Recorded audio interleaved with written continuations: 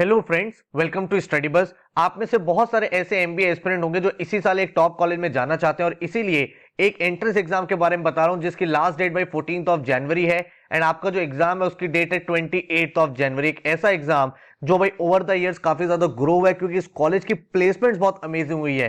कौन कौन से मेजर प्रोग्राम्स हैं, क्या प्लेसमेंट्स रहती है, क्या कट ऑफ्स रहेंगी, एग्जाम का पैटर्न क्या रहेगा, आपको फिलअप करना चाहिए कि नहीं करना चाहिए, एक कंप्लीट एनालिसिस इस वीडियो में करने वाले हैं। So my name is Saurabh Kothari, let's start. तो जिस एग्जाम की मैं बात कर रहा हूं वो है एक जीएमटी का एग्जाम जिसके थ्रू आप जेवियर्स में एडमिशन ले सकते हो। मतलब आपने एक कॉलेज का नाम सुना होगा, एग्जाम भुवनेश्वर, जो एक बहुत अच्छा इंस्टीट्यूट है, आज की डेट में टॉप एमबीए कॉलेजेस की लिस्ट में आता है। तो ये जो कॉलेज है ये कैट से जैट से तो एडमिशन लेता ही है, इनका खुद का भी एंट्रेंस एग्जाम होता है, एक्स जीएमटी का एग्जाम, राइट। अगर इस एग्जाम के लिए आप जाना चाहते हो तो इसके फॉर्म फिलिंग की लास्ट डेट है 14th ऑफ जनवरी एंड जो एग्जाम होगा वो आपका 28 जनवरी को कंडक्ट होगा, ठीक है। एंड अगर आप इस एग्जाम की प्रिपरेशन करते हो तो भाई एक अच्छा एग्जाम है जिसके थ्रू आप एग्जाम के मल्टीपल प्रोग्राम में एडमिशन ले सकते हो, बीएम प्रोग्राम, एचआर प्रोग्राम, उनके प्लेसमेंट वगैरह के बारे में बता रहा हूं। लेकिन आप सबको ये भी बता देता हूं कि एक्सजीएमटी की डेडिकेटेड टेस्ट सीरीज हमने लॉन्च कर दिया। हर साल बहुत सारे एक्सजीएमटी के एस्पिरेंट हमारी टेस्ट सीरीज के थ्रू अपना फाइनल ब्रशअप करते हैं। इस टेस्ट सीरीज में हम आपको प्रोवाइड कर रहे हैं 5 national level full length mocks. XGMT के लेवल पे आपका पूरा पूरा पेपर पैटर्न होगा, आप जनरेट और ओन टेस्ट कर सकते हो। अगर आपको टॉपिक वाइज प्रैक्टिस करनी है एंड अपना डिफिकल्टी लेवल सेटअप करके आप एडिशनल प्रैक्टिस भी कर सकते हो। सारे के सारे जो फुल लेंथ मॉक्स हैं these are with detail analysis and solution, ताकि आपको ये आइडिया लग पाए एग्जाम कंडीशन में आपको कैसे परफॉर्म करना है। टोटल जो टेस्ट सीरीज का फीस है दैट इज 750, जो हमारी वेबसाइट studybus.co.in पे मिल जाएगा, जिसका जो लिंक है मैंने आपको डिस्क्रिप्शन में भी प्रोवाइड किया हुआ है। हर साल इंडिया के best of the results XGMT के हम लोग यहां से निकाल पाते हैं एंड स्टूडेंट ने काफी अच्छा परफॉर्म किया। अगर आप देखोगे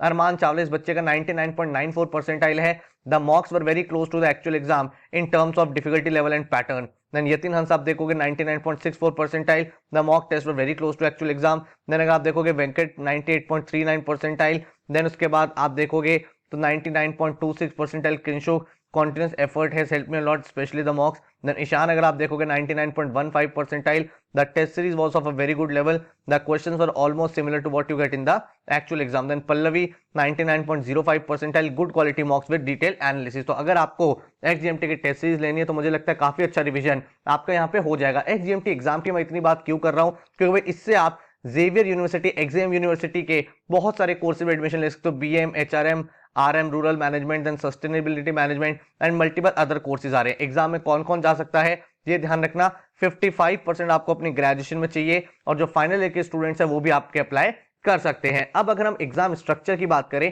तो टोटल जो आपका एग्जाम होगा वो 2 आवर्स का एग्जाम होगा इंग्लिश लैंग्वेज में, जिसमें आपके मेजरली 4 सेक्शंस आएंगे, quantitative aptitude, verbal ability and logical reasoning, data interpretation and emotional question and general awareness. ये चारों के चारों सेक्शन जो है वो रैंडम सीक्वेंस में आएगा, तो आपको ये नहीं पता होगा कौन सा सेक्शन कब आएगा, लेकिन हर एक सेक्शन का एक सेक्शन टाइम लिमिट जरूर होगा एंड हर एक सेक्शन को उसी टाइम में फिनिश करना है। अगर आपने जल्दी फिनिश कर लिया तो आपको वेट करना होगा जब तक आपका नेक्स्ट सेक्शन स्टार्ट होता है। मार्किंग पैटर्न आपका क्या रहेगा, 3 मार्क्स आपके रहेंगे for every correct answer and 1 mark आपका डिडक्ट होगा फॉर एवरी रॉन्ग आंसर। इस पूरे के पूरे पेपर पैटर्न में जो अलग है वो है इमोशनल क्वेश्चन, ठीक है। क्वांट्स आपने पढ़ा हुआ है, वर्बल एबिलिटी, लॉजिकल रीजनिंग करा हुआ है, डेटा इंटरप्रिटेशन करा हुआ है, जीके आप कर ही रहे हो। ईक्यू एक ऐसा सेक्शन है जो थोड़ा सा डिफरेंट होता है और जो इस एग्जाम को बाकी एग्जाम से अलग बनाता है। अगर इस पर्टिकुलर सेक्शन को मैं कंपेयर करूं तो जैट के डिसीजन मेकिंग से आप कंपेयर कर सकते हो, थोड़ा सा डिफरेंट होता है। जैट के जो डिसीजन मेकिंग के क्वेश्चंस होते हैं वो काफी लेंथी क्वेश्चंस होते हैं, पूरे पैसेज फॉर्मेट में होते हैं, और इमोशनल क्वेश्चन में आपको शॉर्ट क्वेश्चन ज्यादा दे रखे होते हैं जिसमें आपको टिक करना होता है। अगर आप चाहते हो एक डेडिकेटेड वीडियो ईक्यू पे मैं आपके लिए वीडियो डालू यूट्यूब पे तो नीचे कॉमेंट कर देना। इमोशनल क्वेश्चन के ऊपर मैं कॉन्सेप्ट भी सिखा दूंगा, कुछ क्वेश्चंस भी आपको प्रैक्टिस करा दूंगा जो आपको हेल्प आउट करेगा इस पर्टिकुलर सेक्शन को डील करने में। अब अगर मैं मार्किंग स्कीम की बात करूं तो मोर और लेस आपका पेपर पैटर्न कुछ इस तरह का रहेगा। डीआई के 20 क्वेश्चंस आपके सामने रहेंगे, emotional question and general awareness के 30, क्वांट्स के 35 एंड वर्बल एंड एलआर के 35। कुछ प्लस माइनस 2-3 क्वेश्चन हो सकता है बट मोर और लेस ये आपका एग्जाम पैटर्न रहेगा। तो आपके 120 क्वेश्चंस हैं, 360 मार्क्स का आपका पूरा का पूरा पेपर रहने वाला है। अगर मैं सिलेबस की बात करूं तो क्वांट्स में आपके मेजरली अलजेब्रा, नंबर सिस्टम, वही आपका अरिथमेटिक, थोड़े बहुत क्वेश्चन ज्योमेट्री के आप देख सकते हो। डीआई में टेबल्स, डिफरेंट डिफरेंट टाइप के जो चार्ट्स होते हैं, bar chart, line chart, then caselets हो गए, कॉलम ग्राफ्स हो गए, मोर और लेस यही चीजें।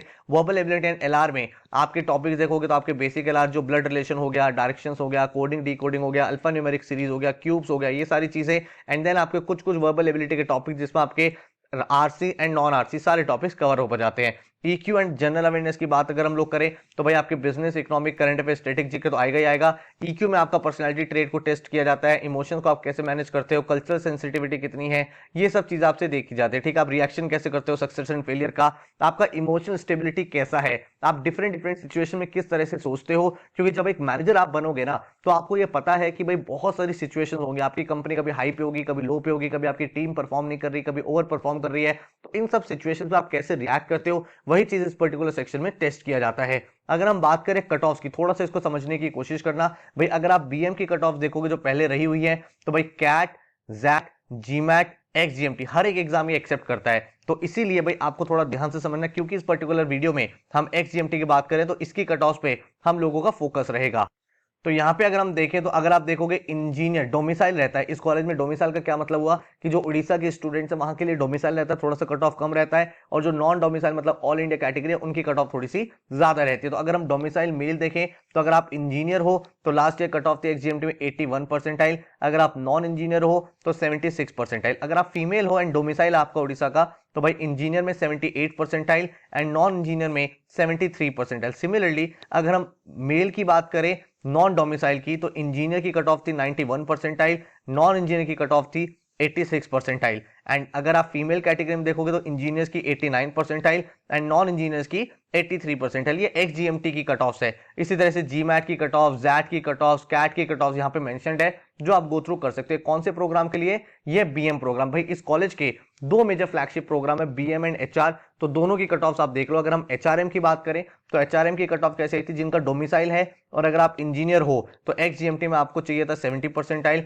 नॉन इंजीनियर को भी 70 परसेंटाइल। एंड अगर आप नॉन डोमिसाइल मतलब ऑल इंडिया कैटेगरी से हो तो इंजीनियर के लिए आपकी 85 परसेंटाइल एंड नॉन इंजीनियर के लिए 82 परसेंटाइल। जो एचआरएम प्रोग्राम है वो आपका एनमैट का स्कोर भी एक्सेप्ट करता है। तो आप में से काफी सारे ऐसे स्टूडेंट्स होंगे जिन्होंने एनमैट लिखा होगा, उसकी कट ऑफ भी यहाँ पे मैंने आपको मेंशन कर दिया। तो मोर और लेस इसके आसपास कट ऑफ रहती है।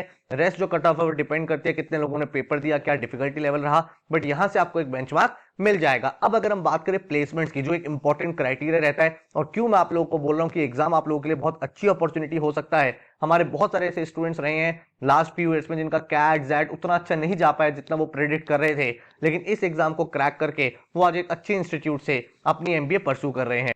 तो एग्जाम का जो बीएम प्रोग्राम उसकी अगर आप एवरेज सैलरी देखोगे 20.03 एवरेज सैलरी है और मीडियम सैलरी 19.25, तो बहुत बेटर है बहुत सारे कॉलेजेस के। और ये चीज जो है ये ओवर द इयर्स काफी ज्यादा ग्रो हुई है। हाईएस्ट सैलरी 71.51 लाख की। एंड भाई अगर आप देखोगे टॉप 25% स्टूडेंट्स का average package is 26 lakh and medium salary 23 lakh. And top 50% student देखोगे तो एवरेज सैलरी 23.65 एंड आपका जो medium salary that is 22.69। And किस टाइप के रोल्स में स्टूडेंट जा रहे हैं वो भी बड़ा इंटरेस्टिंग है। भाई फाइनेंस के 27% रोल है, कंसल्टिंग के 29% रोल है, देन ऑपरेशन में 5%, मार्केटिंग के 27%, सिस्टम्स में 12%। जॉब रोल्स वगैरह भी आप देख सकते हो। तो ये जब चीजें आप देखते हो ना तो आपको पता चलता है अच्छे जॉब रोल्स आ रहे हैं। Product manager, portfolio manager, consultant, area sales manager, corporate investment banking, equity and credit analyst. तो ये भाई आपको एक अच्छा लॉन्च पैड देगा, आपका करियर एक अच्छे लेवल पे स्टार्ट हो सकता है। जो लोग भाई एकदम सीरियस है कि मुझे इस साल जाना ही जाना है तो ये एग्जाम आपको डेफिनेटली ट्राई करना चाहिए, क्योंकि भाई नंबर्स बड़े अच्छे हैं और कॉलेज ओवर द इयर्स काफी ग्रो हो रहा है। सिमिलरली अगर मैं एचआरएम प्रोग्राम की बात करूं तो भाई लास्ट ईयर भाई 124 स्टूडेंट ने पार्टिसिपेट किया, 42 कंपनी ने हायरिंग करी एंड भाई एवरेज पैकेज रहा 16.64, मीडियन पैकेज आपका 16 लाख रहा। टॉप 50% जो स्टूडेंट्स था उनका जो एवरेज था दैट वाज 19.58 एंड टॉप 50% का जो आपका मीडियन पैकेज है दैट इज 18.58। तो काफी इंटरेस्टिंग नंबर है। एचआर के लिए भी एक बहुत अच्छा इंस्टीट्यूट ये बन जाता है। काफी सारे लोग over the years rural management में अप्लाई करने लगे और काफी सारे बच्चे पूछ रहे थे सर आरएम का क्या स्कोप है, तो उसके नंबर्स में आपके साथ डिस्कस कर लेता हूं। आरएम में भी 100+ प्लेसमेंट अचीव हुई है और यहाँ पे अगर आप देखोगे international highest salary 46.7, highest domestic salary आपकी 15.3 एंड अगर हम पूरे बैच का एवरेज देखें दैट इज 12.5 एंड मीडियन जो रहा दैट इज 10.3। तो आप में से अगर कोई भी ऐसा स्टूडेंट है जिसका रूरल मैनेजमेंट की तरफ इंटरेस्ट है तो मुझे लगता है ये आपके लिए काफी ज्यादा इंटरेस्टिंग हो सकता है। एंड सस्टेनेबिलिटी मैनेजमेंट की अगर हम बात करें क्योंकि काफी सारे लोग ये भी पूछते हैं सर इस पर्टिकुलर प्रोग्राम का क्या स्कोप है। काफी सारे कॉलेजेस में सस्टेनेबिलिटी मैनेजमेंट ग्रो हो रहा है। तो यहाँ पे अगर आप देखोगे तो एवरेज पैकेज 10 लाख रहा है लास्ट बैच का, हाईएस्ट पैकेज आपका रहा है 18.19 एंड मीडियन सैलरी आपका 8.84। तो धीरे धीरे ये कोर्स ग्रो कर रहा है। अगर आपका पर्टिकुलरली इंटरेस्ट है रूरल या सस्टेनेबिलिटी में जाने का तो आप ये दो प्रोग्राम देख सकते हो। अदरवाइज मेरे ख्याल से बीएम और एचआरएम ये दो कोर्सेज ऐसे हैं जो आपको डेफिनेटली टारगेट करने चाहिए। फॉर्म फिल करने की लास्ट डेट 14 जनवरी है, तो अगर आप में से कोई भी एक सीरियस एस्पिरेंट है जो इस एग्जाम को अपियर करना चाहता है तो अपियर कर लेना। एंड अगर आपको टेस्ट सीरीज चाहिए तो studybus.co.in पे जाओ, जो भी मॉक्स आपको प्रोवाइड किए गए उनको लगाओ, उनका एनालिसिस करो, देखो क्या गलतियां हो रही है एंड एग्जाम में बेस्ट अपनी तैयारी के साथ इस पेपर को अटेम्प्ट करो। आई होप आपको ये वीडियो हेल्पफुल लगी होगी। All the very very best. Thank you so much and take care.